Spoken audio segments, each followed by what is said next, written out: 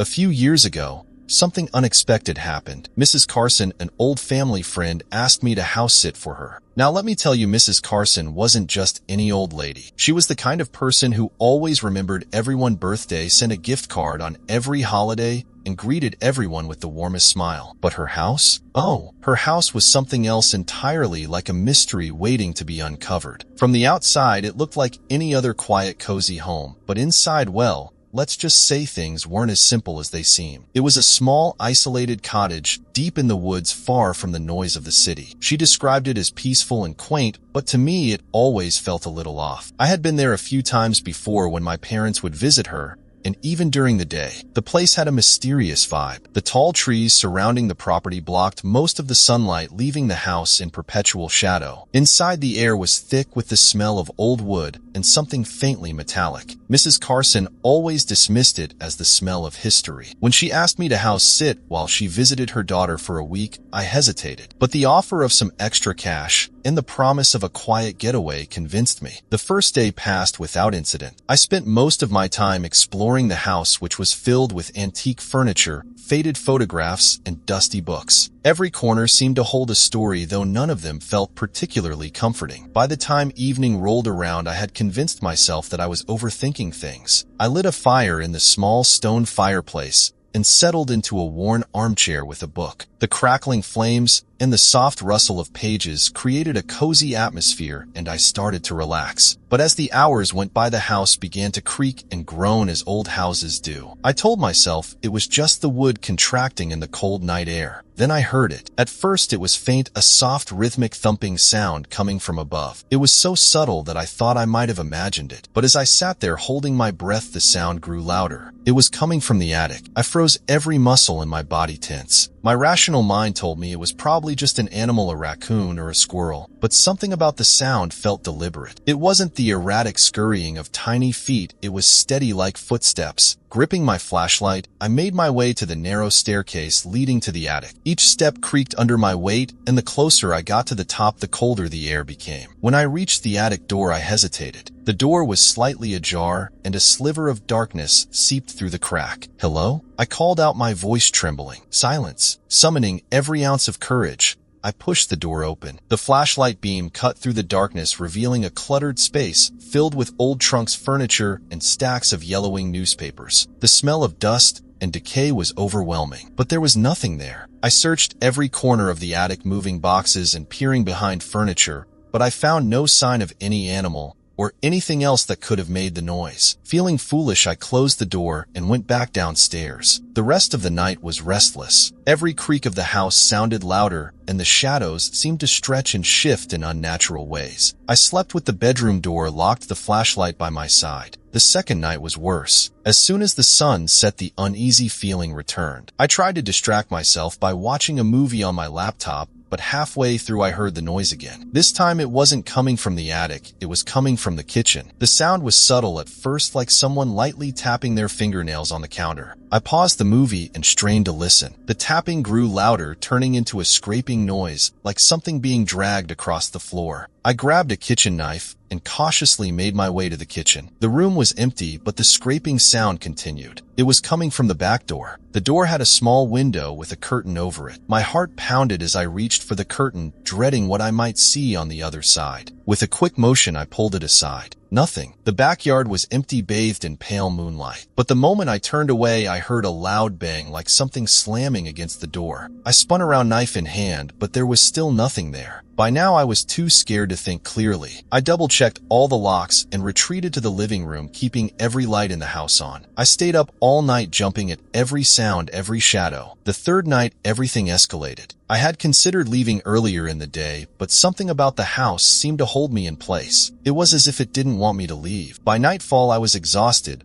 but too scared to sleep. Around midnight, the noises started again. This time, it wasn't just footsteps or tapping, it was whispering. Faint, unintelligible voices echoed through the house, coming from every direction. I clutched the flashlight and knife, moving from room to room, trying to find the source. The whispers grew louder, more urgent, but there was no one there. Then I heard a loud crash from the attic. I didn't want to go back up there, but I felt like I had no choice. Something was drawing me to that attic, and I needed to know what it was. When I reached the top of the stairs, I saw that the attic door was wide open. The flashlight beam flickered as I stepped inside. The cold air was almost unbearable, and the smell was worse than ever. In the center of the attic, something new had appeared. An old rocking chair swaying gently back and forth. I don't remember screaming, but I must have, because the next thing I knew, I was running out of the house, my heart pounding in my chest. I spent the rest of the night in my car, parked down the road too, scared to go back inside. The next morning, I called Mrs. Carson and told her everything. I expected her to laugh or brush it off, but instead she sighed and said, "I was hoping it wouldn't bother you." "What do you mean?" I asked, my voice shaking. "There's something in that house," she said. "It's been there for years. It doesn't hurt anyone, but it doesn't like to be ignored." I refused to go back. Mrs. Carson had to find someone else to finish the week. To this day, I still don't know what I encountered in that house, and I never want to find out.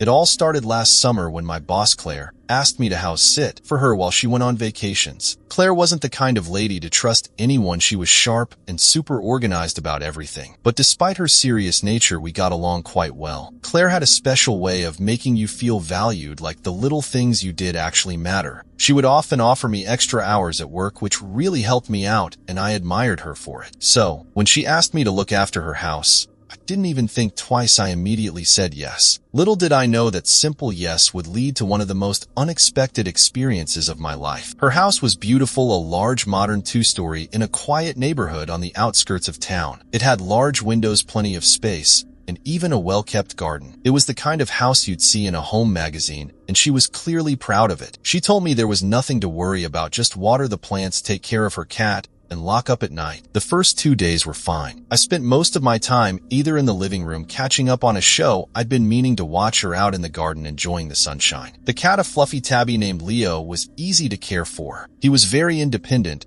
and didn't mind being left alone for hours at a time. At night, I made sure everything was locked up and I'd settle in for the evening with a book or a movie. There was nothing unusual at all, but on the third night things started to feel different. It wasn't that the house suddenly became creepy, but there was a certain tension in the air that I couldn't shake. I began to notice things I hadn't before, like how quiet it was at night. There wasn't the usual hum of traffic outside or the distant sounds of the city. The silence was almost suffocating. Around midnight, I was in the kitchen making a snack when I heard something, a soft sound, almost like a light tapping, coming from the hallway upstairs. It was too faint to be clear, but it definitely wasn't the house settling. The noise seemed deliberate, almost as if someone were walking around. I walked into the living room trying to convince myself it was just the house, or maybe even Leo getting into something. But the sound continued, and it wasn't like any other noise I'd heard in the house before. I hesitated for a moment, then decided to check it out. I went upstairs quietly, trying to make as little noise as possible,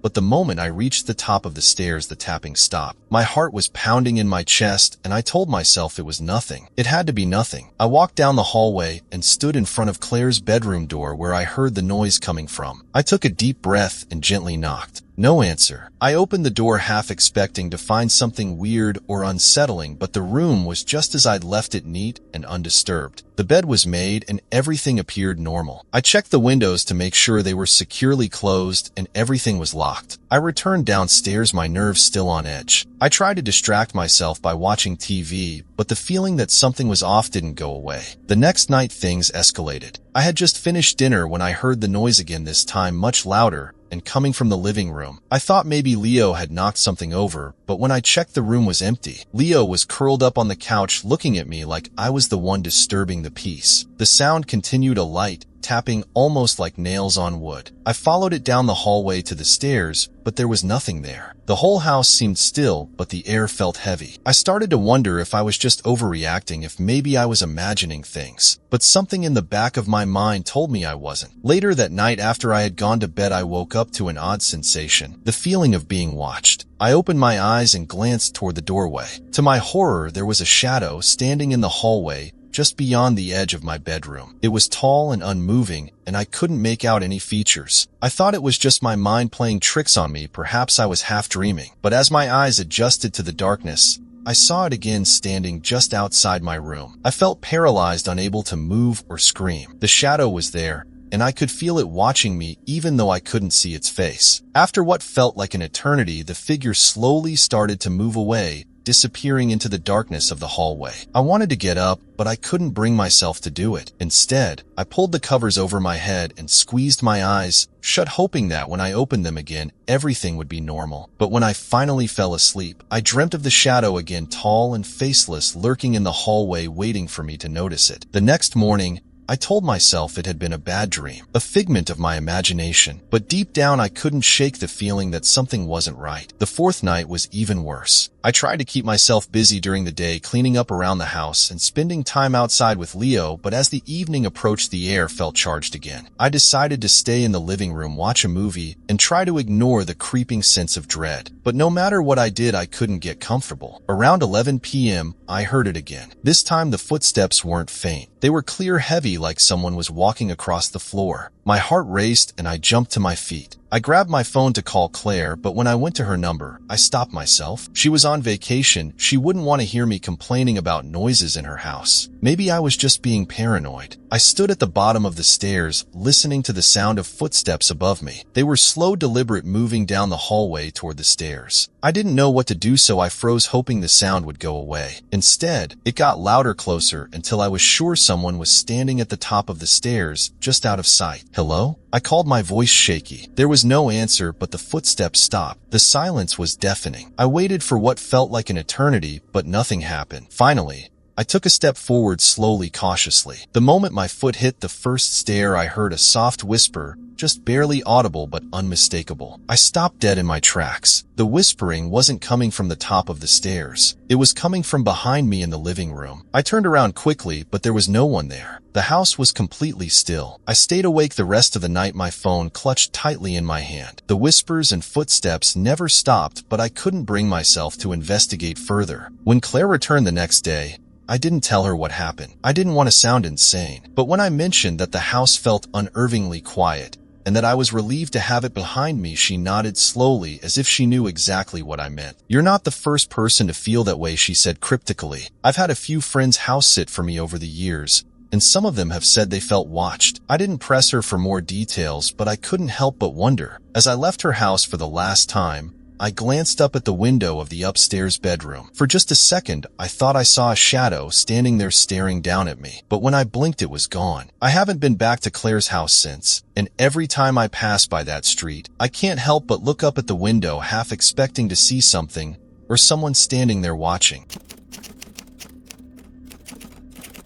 I never believed in ghosts, curses, or the supernatural. Those things always seemed like stories people told to scare themselves. But one week, just 7 days, changed everything I thought I knew. It all began when my best friend Rachel begged me to house sit for her. She was heading out on a family vacation and needed someone to water her plants, feed her dog, and keep an eye on the place. It seemed innocent enough. How could I say no? Rachel and I had been close since high school, and I trusted her completely. But trust me, if I had known what was waiting for me in that house, I would have run far away. Rachel's house was in a quiet neighborhood on the outskirts of town. It was one of those old, charming houses with a wraparound porch, large windows, and ivy creeping up the walls. The kind of house that felt like it belonged in a storybook. She had always raved about it, saying how peaceful and calming it was to live there. So, when I agreed to house sit, I was excited for a few days of solitude and the chance to take care of Boomer, who was a sweet but somewhat hyperactive golden retriever. The first day went smoothly. I arrived at Rachel's house in the early afternoon, took a quick tour to familiarize myself with everything, and spent some time playing with Boomer in the backyard. The house felt cozy, filled with sunlight, and I was immediately struck by how quiet it was. Too quiet, but I shrugged it off. It was a nice change from the constant noise of the city. That night, I made myself comfortable in the living room, curled up with a book, while Boomer lay at my feet. I thought about how peaceful the house felt and how I could get used to this kind of life. The only sound in the house was the occasional creak of the wooden floors, which I assumed was just the house settling. But as the night wore on, I began to feel a sense of unease that I couldn't shake. The stillness seemed unnatural. The kind of silence that made the house feel alive. Around midnight I heard something, a soft, almost imperceptible sound that echoed through the house. It was like a tapping coming from somewhere upstairs. I told myself it was just the wind, or maybe a tree branch brushing against the window. But the tapping persisted, growing louder, more rhythmic, and undeniably deliberate. Boomer, who had been peacefully sleeping on the rug,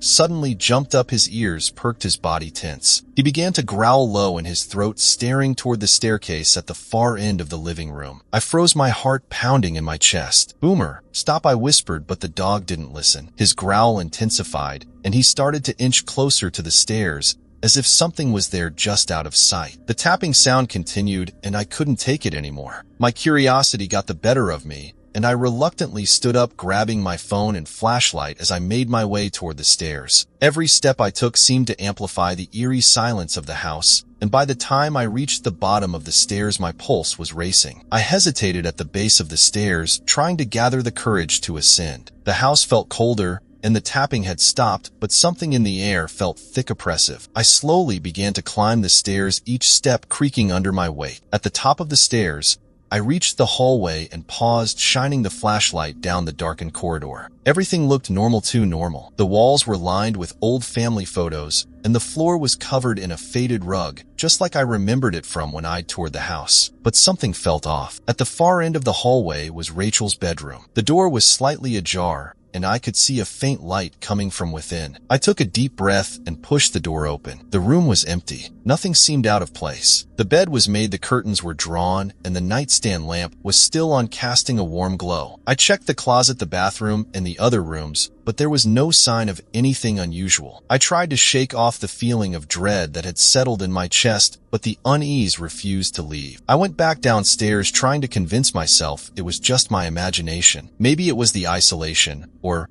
maybe it was just the house settling, but the thought of being alone in the house started to feel less comforting and more suffocating. The second night was when things truly started to spiral out of control. I had just finished dinner when I heard the tapping again. It was unmistakable, this time louder, coming from the back of the house. I glanced toward Boomer, who had his nose pressed to the floor, sniffing the air. His eyes were wide alert, and he let out a low whine. I grabbed the flashlight again and slowly made my way through the darkened hallway toward the kitchen. As I passed by the staircase, I saw something out of the corner of my eye. A shadow, fleeting movement at the top of the stairs. I froze. "Hello?" I called out, but there was no response. I turned on the flashlight and shone it up the stairs, but the hallway was empty. My heart was racing and my hands were clammy as I walked toward the kitchen. The tapping continued, now accompanied by a soft, scraping sound, like something or someone was dragging something heavy across the floor. I reached the kitchen and found nothing. The back door was locked, the windows were shut. There was no sign of anyone, but the feeling of being watched intensified. I couldn't shake the thought that something was in the house with me, something I couldn't see. I decided to call Rachel just to check in and see if maybe she'd had similar experiences. But when I tried her phone,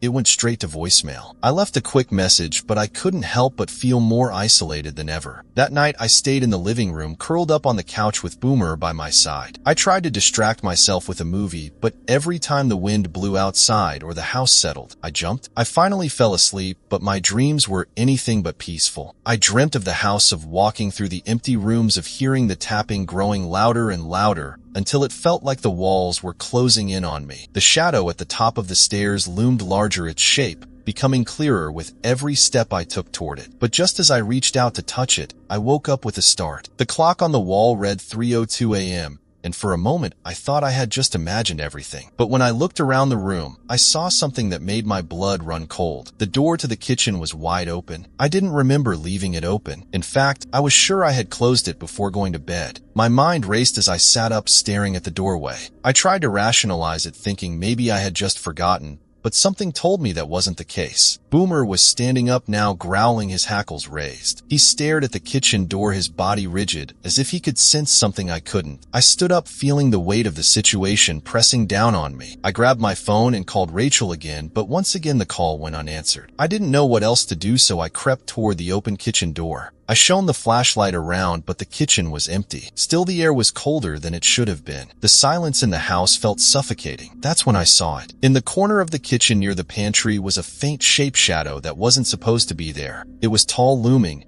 and seemed to be watching me. My body went cold and I felt a wave of terror rush over me. Before I could react, the shadow moved, slowly like a person walking toward me, but there were no footsteps, no sound. Just the faint scraping sound again, as if something was dragging across the floor. I turned and ran. I ran as fast as I could out of the house and into the front yard. I didn't even bother to grab my things. I just needed to get away from that place. Rachel finally called me back around 4 a.m. She seemed confused as to why I was so frantic, and I tried to explain what had happened. But when I told her about the shadow and the tapping, she was strangely silent. "I should have warned you," she said quietly. "The house has a history. My great-grandmother lived there, and people say she never left." I never went back to Rachel's house after that. And to this day, I'm not sure if it was my imagination, the house's history, or something else that I'll never fully understand. But one thing is for sure, I won't be house-sitting again anytime soon.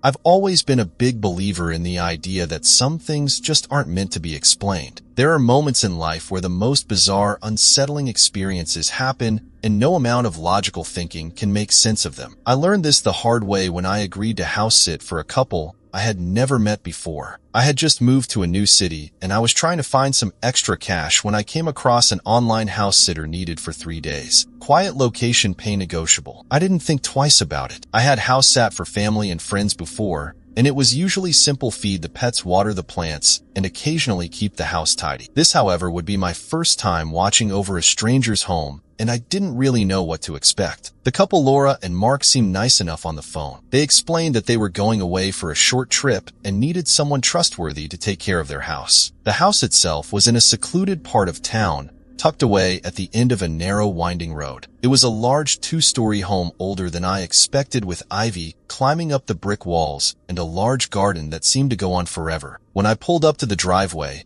I couldn't help but notice the thick trees surrounding the property. It gave the place a somewhat eerie feel, but I shrugged it off. After all, I was just here to house-sit, not investigate haunted mansions. Laura and Mark gave me a tour of the house when I arrived. It was beautiful, tastefully decorated with antique furniture and delicate floral wallpaper that covered the walls. It looked like a home someone had lovingly cared for over the years. Laura showed me where everything was, how to work the thermostat, how to lock the doors, and where the pet food was stored for their 2 cats. They seemed like an easygoing couple, and the whole place felt comfortable, almost too perfect. After we finished the tour, Mark handed me the keys and told me to make myself at home. They seemed like they were in a rush, so I didn't ask too many questions. They said their goodbyes and left for their trip, leaving me alone in the house. I didn't think it would be anything more than a few peaceful days, maybe a chance to catch up on some reading and relax. But that night, everything changed. It started with small things, little noises here and there that I couldn't explain. The soft creaking of the stairs when I was downstairs, the faint sound of footsteps coming from above,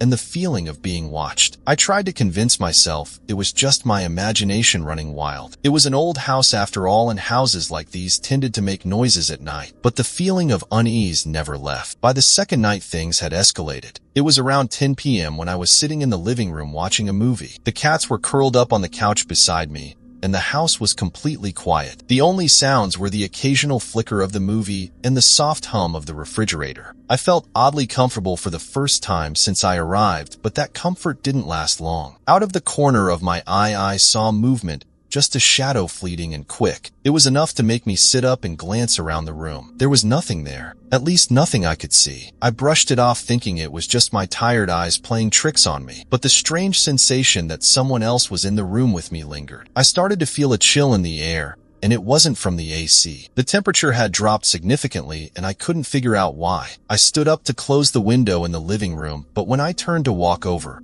I froze. The door to the basement tone that had been closed during my tour earlier was now wide open. I hadn't gone near it, nor had anyone else. I felt my stomach tighten. The door was made of thick old wood, and there was a faint draft coming from the direction of the stairs. I tried to rationalize it. Maybe I had opened the door earlier and forgotten to close it. Maybe the wind had pushed it open. But deep down, I knew something wasn't right. The basement door had been locked when I first arrived, and I was sure of it. My curiosity got the best of me. I grabbed a flashlight from the kitchen and made my way toward the basement. Each step I took down the narrow hall made the house seem darker, colder. The air felt dense, as if something was waiting just beyond the shadows. I reached the door and hesitated. The last thing I wanted to do was go down there, but the idea of something lurking in the basement unseen and unknown was too much to ignore. Taking a deep breath, I pushed the door open and descended the stairs. The basement was dark, and the only source of light was my shaky flashlight. The room was filled with old furniture covered in dust sheets and boxes that hadn't been touched in years. But as I stepped further in, something caught my eye. Door at the far end of the basement. The door wasn't part of the original design of the house. It was an odd addition, looking like it had been hastily added. I walked closer to it, my footsteps echoing through the basement. The door was locked, but I could see through the small window that the room beyond was empty,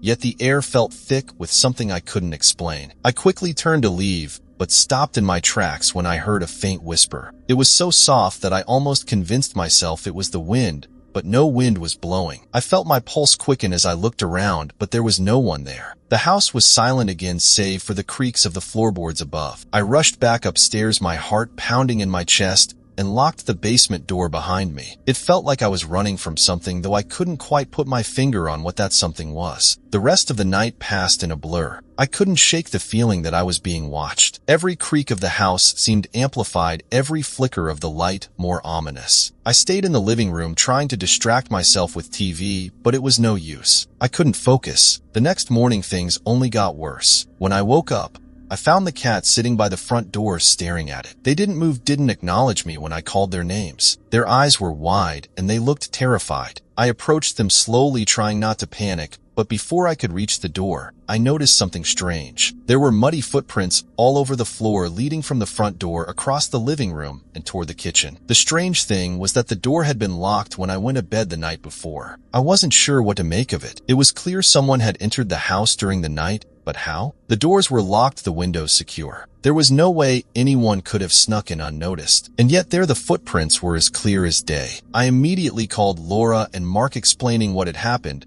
but they didn't seem to understand the gravity of the situation. They insisted I was just tired or imagining things, but I could hear the uncertainty in their voices. That afternoon I decided I had had enough. I couldn't take it anymore. There was something deeply wrong with that house, and I wasn't going to stick around to find out what it was. But when I went to leave, I couldn't find my keys. I searched everywhere, my bags, the kitchen counter, the living room, but they were nowhere to be found. I felt a wave of panic rising within me. It wasn't like me to misplace my keys, and yet they were gone. I tried calling Laura again, but this time the call wouldn't go through. Something told me I needed to get out, but I couldn't. I spent the next few hours trying to find the keys, only to realize that the house had become eerily quiet. No footsteps, no creaks, nothing. It felt as though the house was holding its breath, waiting. When I finally found my keys, I rushed to the door, desperate to leave, but as I stepped outside, I stopped dead in my tracks. The driveway was empty. The car I had driven in was gone. I turned around and looked back at the house. The windows were dark, and the door was locked behind me. It was as though I had never been there at all. In a panic, I ran to the neighbor's house to ask if they had seen my car, or if anyone had been by. But when I knocked on the door, there was no answer. I looked around, but the neighborhood seemed deserted. I haven't been able to explain what happened that day, and to this day, I can't bring myself to drive past that street. I never found out where Laura and Mark had gone, and when I tried to contact them, they never responded. It's as if they vanished, and I was left with only the strange memories of the house that for a brief moment felt like home. So, what do you think? Have you ever had a house-sitting experience that turned out to be much more than you bargained for? Maybe you've stayed in a place that felt just a little too mysterious, or experienced strange happenings that you couldn't explain. If you've got a terrifying story of your own, don't keep it to yourself. Share it with us in the comments below, and we might feature it in a future video. If you enjoyed this story and want to hear more creepy and true tales, be sure to hit that subscribe button and turn on notifications so you never miss a spine-chilling update. And don't forget to like and share this video with your friends. You never know who might be looking for their own dose of suspense tonight. Stay safe, and remember, sometimes the most unsettling stories happen in places you think you know best. Until next time, keep your eyes open.